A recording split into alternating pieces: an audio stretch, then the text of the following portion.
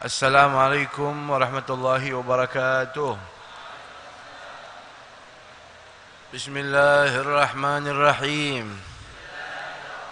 Nawaina at-ta'alluma wat-ta'lim wan-naf'a wal-intifa' wal-ifadah wal-istifadah wal-mudzakarah wat-tadhkir wal-hatha 'ala at-tamassuki في كتاب الله وسنة رسول الله ودعا إلى الهدى والدلالة على الخير ابتغاء مرضات الله وقربه وثوابه من الله تعالى وصلى الله على سيدنا محمد وعلى آله وصحبه وسلم.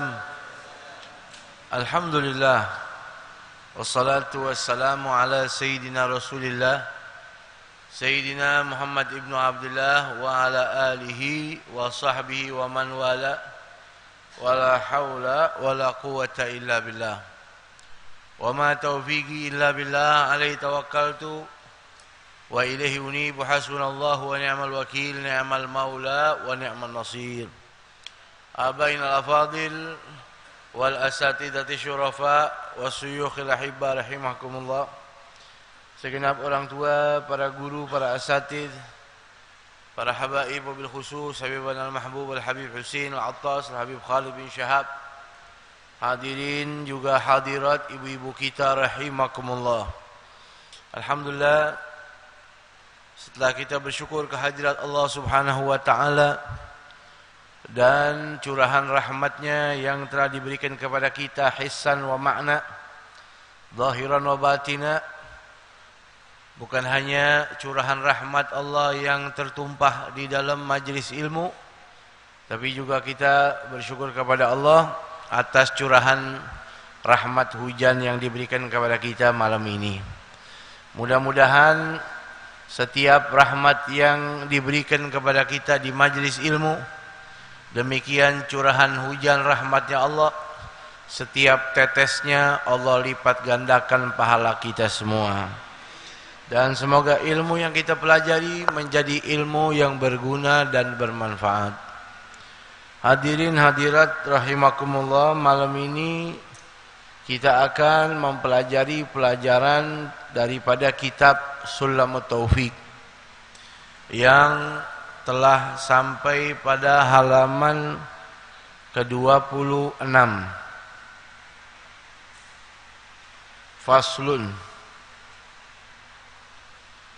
Bismillahirrahmanirrahim. Qala al-muallifu rahimahullah wa nafa'ana bihi fid dharain amin in kana qalilan. Berkatalah muallif dalam kitabnya, semoga Allah merahmatinya dan kita semua mendapatkan barokahnya, amin. Faslun, berbicara tentang masalah pembagian najis-najis dan cara-cara membersihkan dan mensucikannya.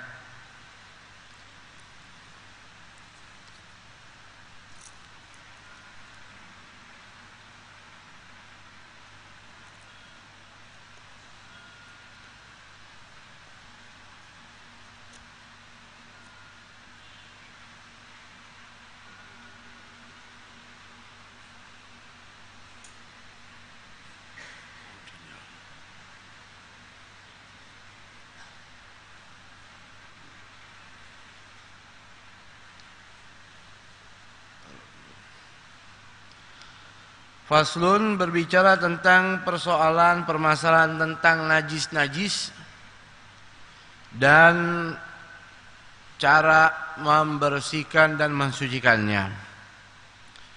Wa min syuruti sholati, dan daripada syarat sahnya orang sembahyang, syarat sahnya orang sholat, baik sholat wajib atau sholat sunnah atau sholat jenazah, yaitu satu, at-taharatu anin najasati fil badani. At-taharatu anin najasati fil badani. Satu adalah suci dari segala bentuk najis yang munculnya dari badan kita. Apapun bentuk najisnya. Saudara, kalau kita bicara najis itu adalah kullu mustakdharin yamna sihhatus sholati haitsu la murkhas. Segala bentuk yang menjijikkan yang bisa menahan sahnya sholat dan tidak dimaafkan, itu najis. Segala bentuk yang menjijikkan yang menghalang sahnya sholat dan tidak ada dispensasi, tidak ada maaf. Ada najis tetapi tidak menahan sahnya sholat. Dia najis. Tapi kalau najis itu ada di badan kita, kebawa sholat nggak najis. Contohnya belek, contohnya ingus, contohnya kotoran kuping, contohnya bau badan, contohnya daki. Ini semua mustakdar, semua menjijikan, betul. Tetapi la yamna sihhatus shalah, tetapi tidak menahan sahnya salat. Haitsu la murakhas, tadi kata Habib, najis itu ada kalimat murakhas. Najis itu sesuatu yang tidak ada dispensasi, tidak dimaafkan. Karena ada najis yang dimaafkan, yaitu namanya najis ma'fu anhu, najis yang dimaafkan, yaitu segala bentuk najis yang tidak bisa kelihatan dengan mata. Tapi najis, tapi karena nggak kelihatan dengan mata. Anak kasih contoh, ketetesan sedikit saja, ya, satu titik, darah, gara-gara jerawat. Tadinya ada, tiba-tiba nggak ada. Ini sesuatu yang tidak nampak di mata kita, ya, tetapi tidak menahan sahnya sholat. Berarti najis yang muncul di badan yang nyata itu najis. Contohnya darah yang banyak, satu, atau nanah, atau baul, air seni, ya, apalagi yang keluar dari dubur. Tapi najis-najis yang lain kalau ada di badan tetap sah sholatnya. Tapi alangkah baiknya karena kalimatnya ada mustakdar, menjijikkan, dari mulai wudu dibersihkan, begitu. Bisa dipahami. Jadi ini pertama, syarat sahnya sholat, toharo anin najasati fil badan, bersih dari segala najis yang muncul dari badan. Bahkan kata Imam Nawawi di sini dalam syarah, hatta dakhila anfihi au famihi au ainaihi au udunihi, bahkan kotoran yang ada dalam hidungnya, dalam mulutnya, dari kedua matanya atau dari kedua telinganya. Ini saudara, yang tadi saya bilang dia najis tapi tidak menahan sahnya sholat. Tapi ulama sopannya, adabnya sama Allah, itu dianggap najis yang menahan sahnya sholat. Wathaubi, yang kedua, bersih dari segala bentuk najis yang munculnya di badan, di baju, ya, yang munculnya di baju, baik bajunya, sarungnya, kaos dalamnya, ya, pakaian dalamnya, sapu tangan yang di kantongnya, sorbannya, apalagi kopiahnya, semuanya suci. Kalau ada najis, nah ini jadi penghalang syarat sahnya sholat, ya. Makanya saudara, kalau kita punya pakaian yang tidak berwarna putih, pastikan dia suci, ya. Khawatirnya ada najis yang sudah berkali-kali jatuh di situ, kita tidak pernah memperhatikannya. Ya, najis yang tidak kelihatan dengan kasat mata itu dimaafkan. Tetapi kalau sudah berlebihan, nah, ini berabe nih. Oleh karenanya apa yang ada di badan kita ini, yang nempel di badan dari mulai pakaian, sarung, celana, ya, mukena, pakaian dalam, semua pastikan semuanya itu suci. Seperti itu. Lalu kemudian yang ketiga, wal makani, suci dari segala bentuk najis yang berada di tempat yang kita pakai sholat. Sejadahnya Bib, betul. Karpetnya, betul. Tetapi yang lebih utama tempat meletakkan 7 anggota tulang. Dari mulai jidat, kalau kita sujud, tempat meletakkan 2 telapak tangan, tempat meletakkan 2 dengkul, tempat meletakkan 2 kaki, ini harus bersih. Tidak ada boleh najis, tidak ada boleh kotoran di situ. Semuanya najis kecuali 7 titik itu bersih, boleh Bib? Boleh. Gitu. Ya. Jadi pertama di badan, kedua di pakaian, ketiga di tempat yang kita letakkan 7 anggota tulang untuk sujud kepada Allah Subhanahu wa taala. Wa huwa mayulaga syai'an min badani aw malbusi li qouli ta'ala warrujza fahjur. Warrujzu an-najisu. Jadi segala bentuk apa yang menempel di badan atau di pakaian atau di tempat itu, sebagaimana Allah taala berfirman warrujza fahjur. Dan segala sesuatu yang najis, ar-rujza, segala sesuatu yang najis, fahjur, tinggalkan. Warrujzu an-najisu. Ar-rujzu itu artinya adalah najis. Lalu dikatakan di matan di sini, wal mahmuli lahu, termasuk apa yang kita bawa. Kalau tadi di pakaian, ya, ini pengembangan dari makna pakaian.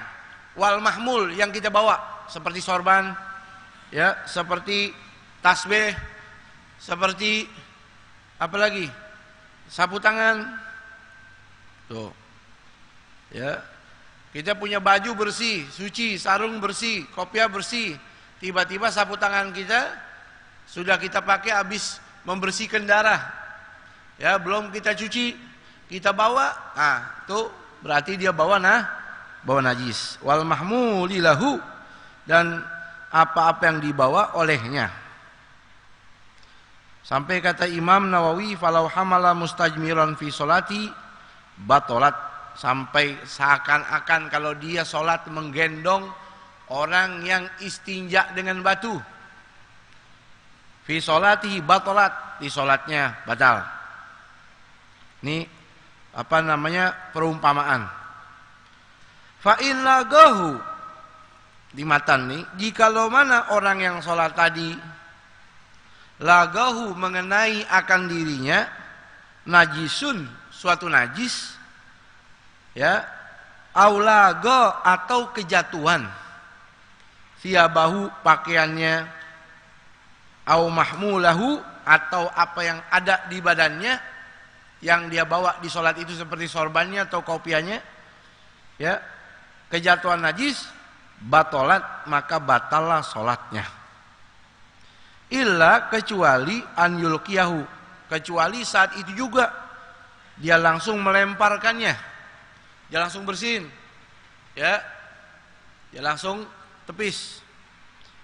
Kejatuhan bangkai cicak, bangkai nyamuk, buru-buru dia bersihin, nah itu sah. Tapi ketika didiemin itu najis, ya, maka batallah sholatnya. Halan, saat itu juga, illa an yulqiyahu halan, tidak batal sholatnya jikalau dia langsung saat itu melemparkannya.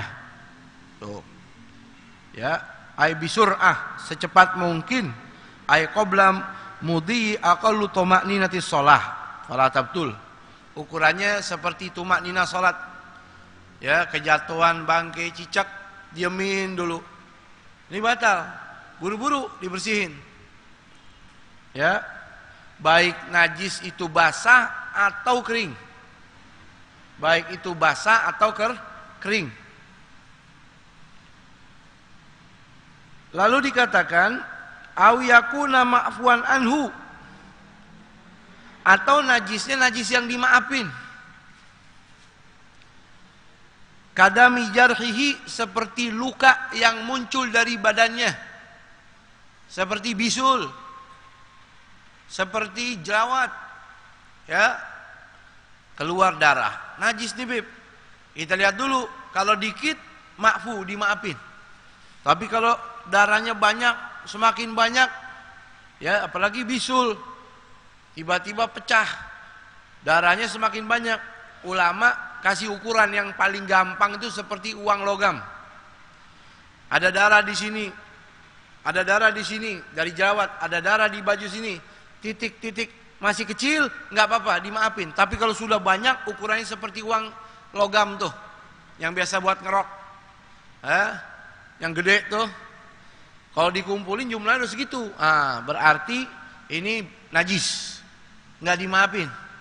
Ya, ini syaratnya kata ulama di sini kadami jarahihi, darah yang muncul dari luka badannya, bukan badan orang.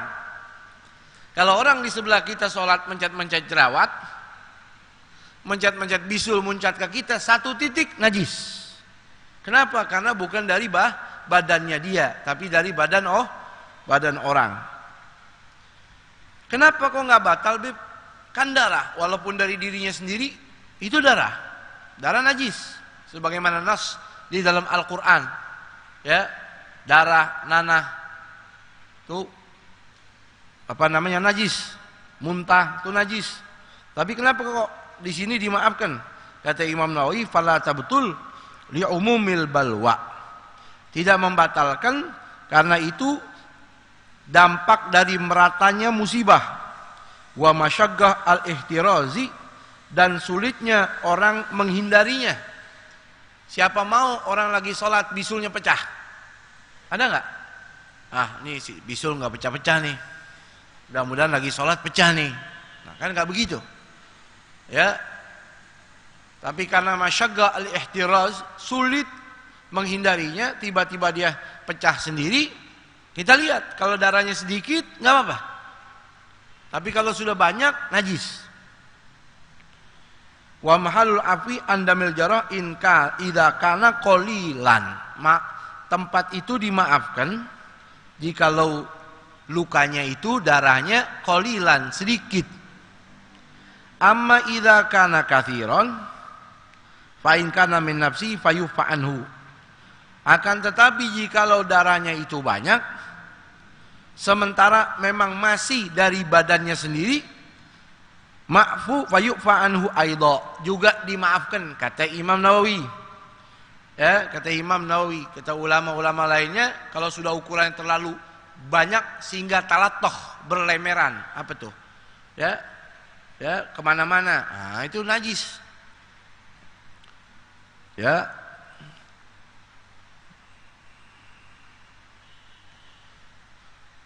Lalu kemudian syarat yang kedua, masih nempel di syarat yang pertama, wayajibu izalatu najisin lam yu'fa anhu. Hukumnya wajib membersihkan, menghilangkan najis lam yu'fa anhu, daripada najis yang dimaafin juga wajib dibersihin. Ya, tadi kait yang pertama buru-buru. Ya, buru-buru kalau kejatuhan sesuatu menimpa badannya, buru-buru dibersihin. Lam yu'fanu, demikian najis yang dimaafkan buru-buru dibersihkan.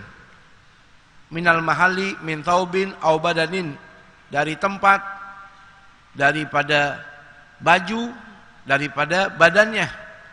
Kalau tempat sujudnya di situ ada najis, geser pakai tangan, nggak apa-apa. Kalau jatuh di baju, buru-buru dibersihkan. Kalau adanya di badan, dibersihkan. bi izalatil aini, dengan cara membersihkan zat najis itu sampai bersih, sampai hilang. Ya. Lalu kemudian sekarang kita masuk ke pembahasan cara. Di sini dikatakan bi izalatil aini min ta'min wa launin wa rihin bil ma'il mutahhiri. Selesai salat nih. Di baju kita kejatuhan najis yang dimaafkan seperti darah jerawat atau darah bisul yang kecil. Ini kan dimaafin, jangan dipakai salat lagi. Bersihin dulu. Hilangkan ta'min, rasanya dibersihkan, ya dicuci, walaunin, warnanya, warihin, baunya, bil ma'il mutahhiri, dengan air yang suci, ya, mutahhiri, dengan air yang suci. Ini berarti menandakan saudara, najis tersebut walaupun ma'fu anhu di salat dimaafkan, tapi najis ini adalah najis mutawassithah. Kita kalau bicara najis, najis terbagi tiga. Antum tahu, ada mutawassithah, ada mukhaffafah, mutawassithah, ada mughalladah. Yang pertama mutawassithah dah. Najis yang tengah-tengah, pertengahan. Dinamakan mutawassithah litawassuti hukmihi, karena hukumnya standar, ya harus dicuci. Najis ini ada banyak. Selain najis anjing, babi dan keturunannya, dan selain najis kencingnya bayi, itu semua najis namanya mutawassithah. Kaidahnya begitu. Selain najis babi dan anjing, maaf, dan keturunannya, kulitnya, bulunya, air liurnya, selain air kencing bayi, maka ini semua najis mutawassithah. Syaratnya wajib dicuci walaupun satu kali sampai hilang bau, rasa, dan warna. Itu najis mutawassithah.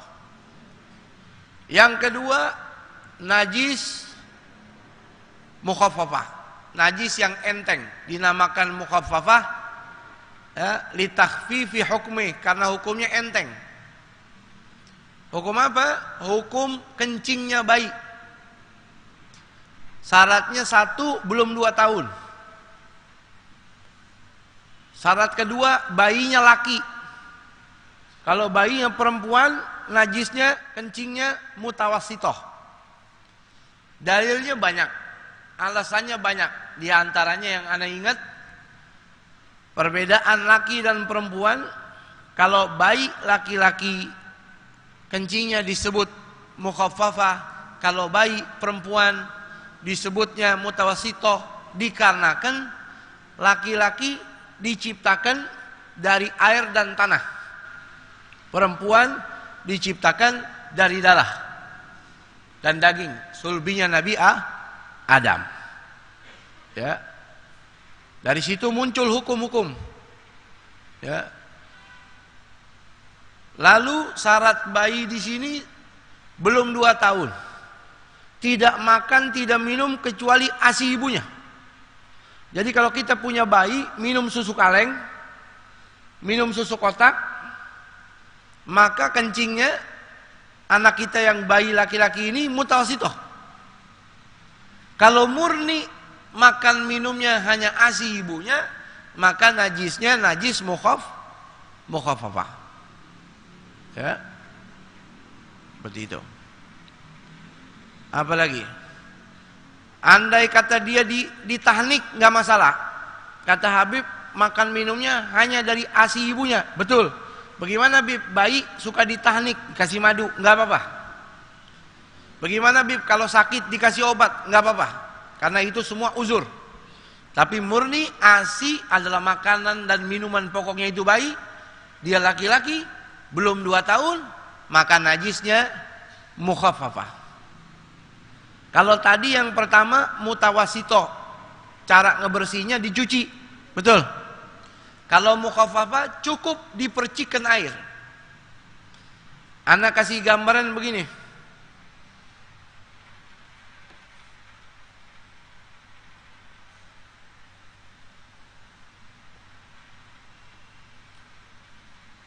Kelihatan?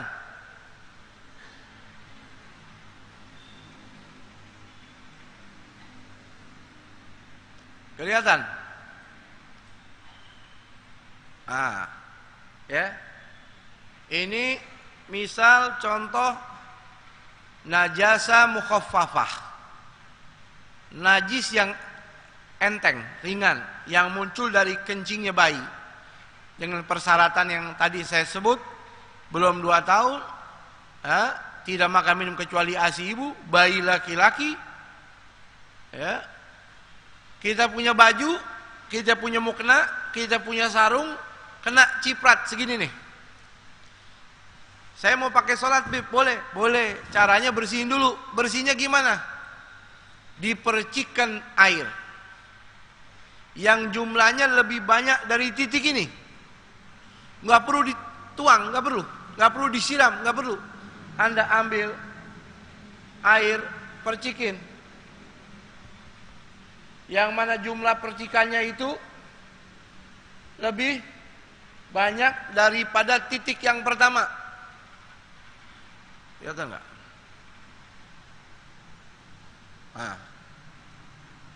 Ya, tuh, kelihatan nggak? Tadi cuma 1 titik. Kalau Anda mau sucikan, tinggal Anda tambahin air, percikan ma'al ghalabah, lebih dibanyakin sehingga mengalahkan jumlah titik yang tadi di situ ada najasa mukhaffafah. Maka ini udah suci. Anda mau peres boleh, nggak diperes nggak apa-apa. Kalau mau diperes, ya digulung itu boleh sampai netes, ya netes tuh. Nggak diperes nggak apa-apa. Itu hukum khusus untuk najasa mukhaffafah. Ya. Ada yang ketiga, najasa mughalladhah. Najis yang berat. Dinamakan mughalladhah li taghalludhi hukmihi. Karena hukum bersihinnya sulit, repot. Yaitu najis yang murni munculnya dari 2 binatang. Maaf, dari anjing dan dari babi. Bulunya, kulitnya, apalagi air liurnya. Kalau kita dalam mazhab Imam Syafi'i, kulitnya anjing, maaf, babi, 2 hal ini walaupun kering kita bersentuhan, najasah mughalladhah. Ada mazhab lain mengatakan kalau basah bersentuhan baru mughalladhah. Nah ini saudara, apa yang muncul dari anjing dan babi walaupun anaknya, ya maaf, ada anjing ya beranak keluar kambing misal, jadi al-kalbu wal khinzir wa far'uhuma, anjing, babi dan keturunannya, walaupun dia punya anak ngelahirin kambing, najis ibarat kata, apalagi kotorannya. Sehingga ketika maaf anjing dan babi ini bersentuhan, maka berat hukum membersihkannya. Makanya disebut mughalladhah, ghalidh, tebal, berat. Cara membersihkan najasah mughalladhah ini berbeda dengan cara yang lain. Yaitu 1 kali dengan tanah, ya 7 kali dengan air. Ada 3 cara, tapi yang paling afdol, pertama air dan tanah dicampur. Contohnya gini, ini air 1 gayung, misal. Ente ambil tanah, kata Imam Nawawi, debu juga boleh, pasir boleh. Nggak ada tanah, pasir boleh. Yang penting pastikan debu dan tanah itu suci, tidak mustakmal, belum pernah dipakai untuk bersuci. Masukkan itu tanah, atau pasir ke air yang pertama, digayung. Kata Imam Nawawi, Anda campur sampai butek, ya, sampai butek, ya. Setelah itu baru Anda bersihkan tempat yang terkena najis. Contoh,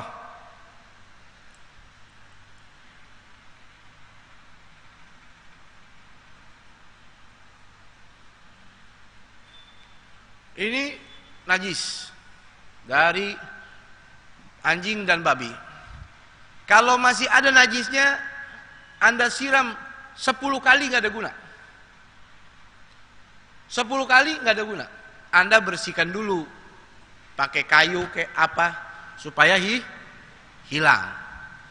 Kalau udah ainun najasanya hilang, zat najisnya hilang, udah nggak ada, baru nih adukan air dan tanah, bersihin dia, disiram sambil digosok, ya.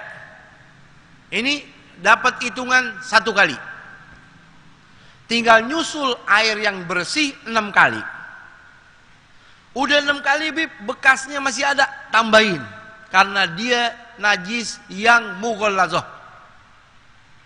Najis mutawasito, saudara sudah bersihkan, masih sisa baunya, nggak apa-apa. Masih sisa warnanya, nggak apa-apa.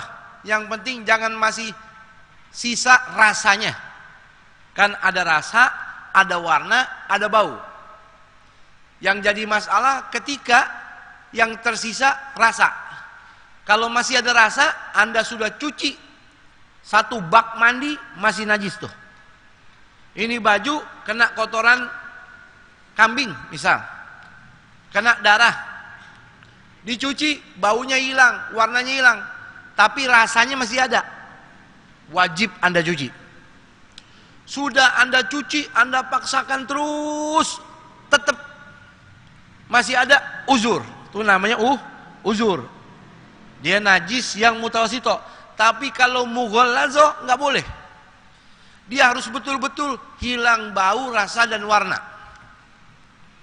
Jadi tadi yang pertama, air yang telah dicampur dengan tanah, dibersihkan tempat jatuhnya najis itu, baru dilanjutkan dengan air 6 kali. Jangan buru-buru pakai sabun. Kadangkala orang terlena dengan sabun. Kalau dia buang hajat besar, maaf, dia terpatri dengan sabun. Zaman dahulu nggak ada sabun. Mereka bersihkan betul-betul, yakin bersih. Kalau sekarang karena sabun dia beranggapan wangi. Nauzubillah bizalik, maaf, boleh jadi masih ada najisnya. Sehingga pastikan bersih, baru Anda pakai sabun. Kan begitu.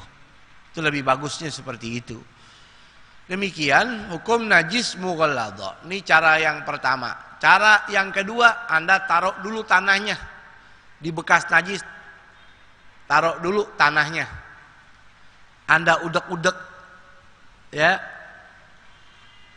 Anda yakin ini udah bersih, baru bilas 7 kali pakai air. Cara yang ketiga, air dulu 6 kali atau 5 kali. Yang ke-6 taruhin tanah. Baru bilas yang ke-7 dengan air. Kembali yang paling afdal yang pertama, yaitu alma mamzujatun biturab. Air bercampur sama tanah di awal marroh, di awal kali Anda membersihkan, baru dilanjutkan 6 kali dengan air. Baik, kembali ke kitab. Membersihkan min ta'min walaunin warihin bil ma'il mutahhir. Bicara andai kata kita belum masuk ke najis mughalladzah. Ini masih bicara najis mutawasithah. Ada baju terkena najis. Saya katakan tadi dibersihkan, hilang baunya, Beb. Hilang warnanya, tapi masih ada rasanya, maka najis. Wajib dicuci lagi. Sekarang rasanya udah hilang. Ada lagi baju kena najis, rasanya hilang, Beb, tapi yang tersisa warna dan bau. Ini masalah. Ada warna, ada bau. Ini masih najis. Bersihin lagi, cuci lagi. Ya, kalau rasa sendiri cukup, dia masih najis. Tapi kalau bau, harus ada tambahan lagi, warna masih campur nih, maka dia najis, wajib dibersihkan terlebih dahulu. Seperti itu. Wal hukmiyatu. Sekarang kita bicara najis hukmiyah. Najis hukmiyah ini mutawassithah, misal bicara najis mutawassithah, najis yang enggak kelihatan. Tidak ada baunya, tidak ada rasanya, tidak ada warnanya. Anak kasih contoh ke antum, tangan anak kejatuhan air kencing. Maaf, kelihatan? Ya maaf, ini tangan anak kejatuhan air kencing, misal kena angin setengah jam, kering nggak? Wah, ini bersih nih. Padahal sebetulnya dia nama najisnya najasah hukmiyah. Secara hukum dia najis, secara ain nggak ada. Tapi karena masih ada najis disebut hukmiyah, karena hukumnya masih najis. Jadi najis ada dua, ada ainiyah, ada hukmiyah. Ainiyah yang kelihatan, masih ada warnanya, masih ada baunya, masih ada rasanya. Gampang tadi tuh, tinggal dibersihin najisnya, cuci. Hukmiyah ini saudara nggak ada bau, nggak ada rasa, nggak ada warna. Itu namanya najasah hukmiyah. Wal hukmiyatu yajril ma'u 'alaiha. Cara membersihkannya mengalirkan air kepada tempat yang tadi kejatuhan najasah hukmiyah. Jadi cara ngebersihnya ya biasa, cuci, ya, dicuci biasa. 'Alaiha. Wan najasatul kalbiyah, yang terakhir yang ketiga, najis mughallazah, najis yang muncul dari anjing. Min kalbin wa khinzirin wa furu'ihima, dan keturunannya.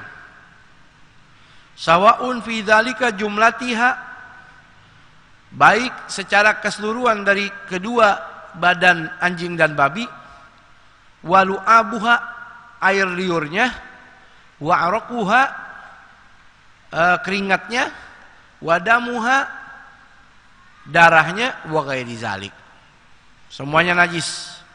Bi ghusliha, caranya dengan cara mencuci sab'an 7 kali. Ihdahunna mamzujatun biturab. Salah satunya bercampur dengan tanah. Ya, bercampur dengan tanah, sebagaimana yang tadi saya jelaskan. Biturabi at-tahuri, bercampur dengan tanah, tanahnya yang suci. Ya, bukan tanah yang di situ ada najis atau tanahnya sudah mustakmal, sudah dipakai untuk bersuci. Tuh. Wal muzilatu lil aini, dan wajib di dalam membersihkan najis mutawassithah, terutama mughallazah, muzilatul lil aini, menghilangkan ainun najasanya. Wa in ta'addadat wahidatun, Anda cuci 7 kali, 1000 kali masih ada itu najis, kehitungnya cuma sekali, begitu. Makanya dari awal dibersihkan terlebih dahulu. Wa yustaratu wurudul ma'i, dan syarat mensucikan tadi dengan cara wurudul ma'i, menuangkan air, in kana qalilan, jikalau airnya sedikit.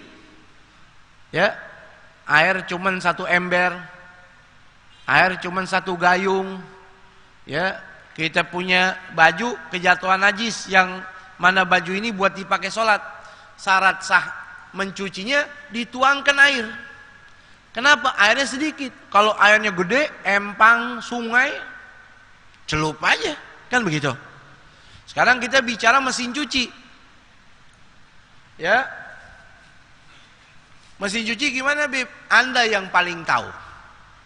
Anda rendam di situ, ya. Anda kasih sabun, ya. Di situ ada najis di baju Anda, ya. Campur deh tuh, betul. Muter. Ada sabun, ada air, ada najis yang nempel di baju itu, campur. Kira-kira 15 menit. Apa yang Anda lakukan? Anda buang bib airnya, bagus. Setelah itu Anda bilas enggak? Enggak, najis. Gitu aja. Saya bilas bib. Air yang kedua masih kotor, najis. Saya buang lagi bib. Bagus. Saya isi lagi air. Air ketiga semakin bening. Sehingga bau dari najis, taruhlah udah kalah sama bau sabun. Tapi warna air sudah tidak seperti yang kedua dan pertama. Kalau Anda ragu, buang lagi, begitu. Karena di situ masih nyimpen, berbeda dengan Anda cuci langsung di keran. Anda cuci langsung di di pancuran air yang Anda yakin Anda peres. Betul. Kalau mesin cuci beda. Dia berputar di situ, artinya najis dengan air bercampur di situ. Seperti itu, ya. Tinggal bagaimana kita meyakini najis itu luntur terbuang. Kalau Anda masih ragu, tambahin air lagi, bilas lagi, bilas lagi. Ya. Seperti itu. Kalau pakai pewangi bib, sah-sah saja. Karena biasa pewangi itu bukan bilasan terakhir, nih saya jelasin. Kita punya baju dicuci pakai bilasan itu pakai pewangi, betul? Yang mana pewangi ini khusus dibuat untuk membuat baju ini jadi harum. Hukumnya bagaimana? Karena kita tidak tahu pembuatannya. Dibuat ini cairan dengan cairan apa kita tidak tahu. Sementara kita mau baju kita wangi, ya sudah pakaiin saja. Cuma setelah dikasih bilasan air yang wangi itu, bilas lagi dengan air. Ihtiyaton, berhati-hati, ya, supaya luntur. Andai kata memang kita tidak tahu ini najis atau tidak, kebuang itu air.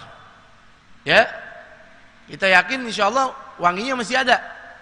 Ya, walaupun sudah dibilas. Jangan karena berharap supaya wangi, ya, kita asal aja, yang penting wangi dah, nggak perlu pakai dibilas lagi. Nah, khawatirnya masih bawa najis. Seperti itu. Di sini kalimatnya wurudul ma'i, menuangkan air, in kana qalilan, jikalau airnya sedikit. Kalau nyucinya di empang, di sungai, di kali yang bersih, nah itu sih nggak masalah, celup-celupin aja di situ. Tapi kalau air cuma seember, najis. Ya, oleh karenanya banyak orang yang mencuci bajunya, kalau pakaian sendiri dia nggak serahin ke istrinya, dia nggak serahin ke pembantunya. Ya, khawatir caranya nggak bersih. Tuh, seperti itu. Ini syarat sahnya sholat adalah kebersihan di badan, di pakaian, di tempat. Ya, apa lagi? Udah main kan kalau falau ain warad ali dan yasbi malakatiha walau tara ina dal mala jawani bi amal malakati pala perkuan faslun. Saya pikir jelas, ya, bisa dipahamin. Intinya jagalah kebersihan di badan, terutama dari mulai wudu nih, bersihkan kotoran yang ada dalam hidung. Oleh karena disunnahkan ada madmadah, ada istinsyak, ada istinthar. Ini saya suara jelas nggak nih? Di wudu ada madmadah, ada istinsyak, ada istinthar. Madmadah memasukkan air ke mulut, wa idarati, kumur-kumur, keluarin tuh kotoran yang nyelip di gigi, najis. Oleh karenanya kalau dalam ilmu kedokteran banyak kuman munculnya dari gigi, karena di situ nyimpan kotoran-kotoran. Oleh karena dihukumi di dalam agama kita dari dulu udah dibilang najis, makanya kumur-kumur buang. Bahkan disunahkan pakai siwak waktu wudu supaya membantu terbuangnya itu kotoran. Lalu istinsyak, masukin air ke hidung. Nggak cukup istinsyak, Nabi sunnahkan istinthar, didorong tuh. Jadi kalau memang ada kotoran, kebuang dari mulai berwudu. Anfaqah, bersihkan ini kotoran mata. Tujuannya kita ini supaya bersih menghadap Allah. Di badan yakin udah bersih, waktu wudu kotoran di bawah kuku nih. Kotoran apapun muktamad yang menahan masuk dan menyerapnya air wudu tidak sah wudunya. Ini muktamad, kecuali beberapa qaul Imam Ghazali, Imam Zamakhsyari mengatakan kalau kotorannya daki nggak masalah, karena itu masih kotoran badannya, belum berpisah. Tapi kalau tanah, cat dan sebagainya menghalangi kotoran di bawah kuku ini sehingga tidak masuk air wudu, tidak sah. Makanya bersihkan dulu. Udah yakin badan bersih, wudu rapi, pakaian, yakinin. Kalau saudara punya baju sudah digantung, apalagi lebih daripada 40 hari, jangan dipakai. Atau naruh kopiah. Taruh kopiah begini, maaf kalau putih masih kelihatan. Kalau warna hijau, merah, atau hitam, kita nggak tahu kejatuhan kotoran apa, kotoran cicak atau apa. Kalau putih masih kelihatan. Pastikan nih pakaian atau nih kopiah bersih. Baju, sarung, mukena yang kita gantung, kalau dilipat beda. Makanya Nabi larang kita pakai pakaian yang sudah digantung lebih dari 40 hari. Jadi tempelin sama jin. Ada kasur nggak ditidurin 40 hari, jangan ditidurin, bersihin.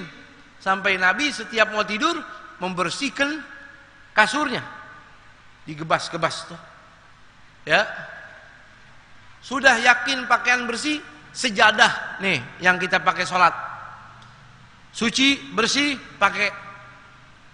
Kalau anda habis pergi kemana tuh sholat taraweh hataman keliling bulan Ramadan, kita bentangin itu sejadah di jalanan, balik ke rumah jangan dipakai lagi. Namanya jalanan, takut ada najis, cuci. Ya, ada orang yang betah pakai kopiah udah 2 tahun nggak dicuci. Ya di sini mah insya Allah nggak ada. Cuman saudara kadang suka mencium tuh bau-bau gahru palsu. Ya, kalau gahru asli enak baunya, mahal harganya, betul. Beda sama kayu biasa. 1 kilo kayu gahru 1 miliar. 1 kilo serutan tuh gratis. Jadi ada orang pakai pakaian yang penting bagi dia bersih, padahal tuh baju udah 2 tahun, 2 bulan, 2 minggu, itu aja. Jadi kalau kita sholat samping dia udah nggak bisa khusyuk. Biar kata merem-merem juga nggak bisa khusyuk. Ya, tuh perhatiin tuh pakaian, ya. Sampai baginda Rasul dalam riwayat ada kejadian keadaan seperti itu ditarik sama Rasul keluar masjid karena mengganggu. Saudara makan bawang, makan jengkol nggak makruh. Coba cari dalilnya. Makruh kalau mau pergi ke masjid ganggu orang itu. Duit ente yang tanam. Di Quran, di hadis nggak ada tuh jengkol sama pete. Ada nggak? Coba kasih dalilnya. Jengkol sama pete. Kagak ada. Hukumnya halalan thayyibah. Cuman kalau dipakai sholat bau, apalagi mau pergi ke masjid, ya gosok gigi, selesai urusan, betul. Apalagi kalau anak haramin tuh jengkol di demo rumahnya. Nah, jadi intinya tuh jaga kebersihan, an-nazafatu minal iman, ya, seperti itu. Wallahu a'lamu bis-shawab. Ada pembahasan pada perjumpaan yang telah lalu dalam kitab Sulamut Taufik juga, saya katakan tentang masalah haid. Perempuan yang haid ya diperbolehkan ke masjid, boleh. Sebagaimana beberapa riwayat Sayyidatuna Aisyah dipanggil sama Rasul nganterin sesuatu. Ada istrinya Rasul yang bernama siapa? Disuruh juga ngambilkan sesuatu ke masjidnya Rasul, dia lagi haid. Jadi perempuan masuk masjid sebetulnya nggak apa-apa.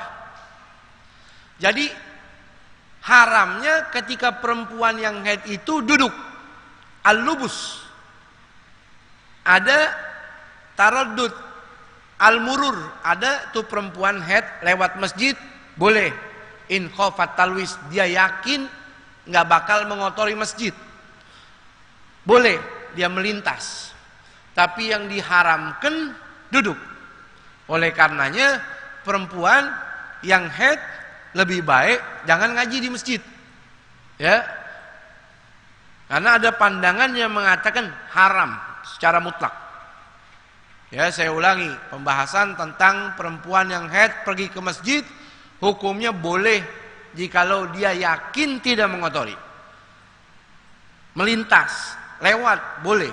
Tapi kalau al-lubus, duduk, hukumnya haram, tidak boleh. Jadi seperti itu untuk disampaikan kepada yang lainnya, terutama perempuan atau ibu-ibu, biar enggak salah pemahamannya. Hadanallahu wa ajmain, wallahu a'lam bissawab. Rabbi zidni ilma.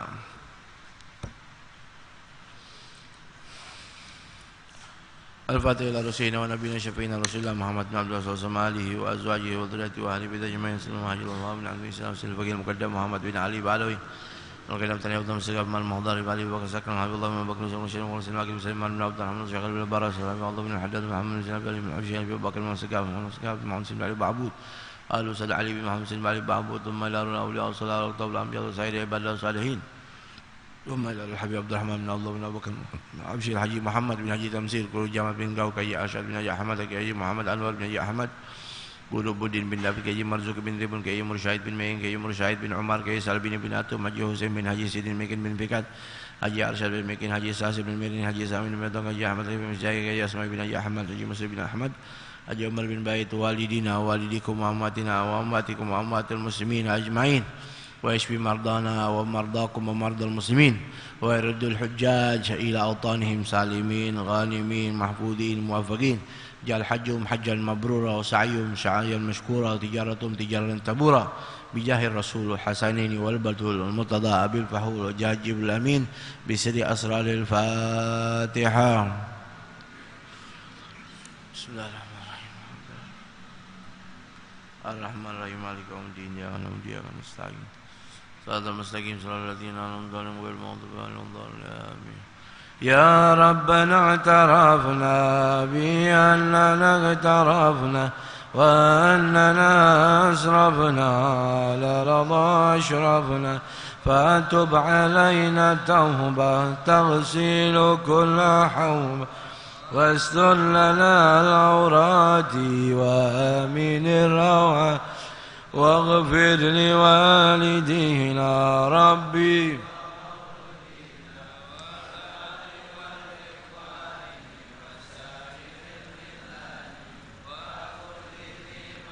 أو جيرة أو صحبة والمسلمين أجمع آمين يا ربي اسمع فضلا وجودا منا لا باكتساب منا بالمصطفى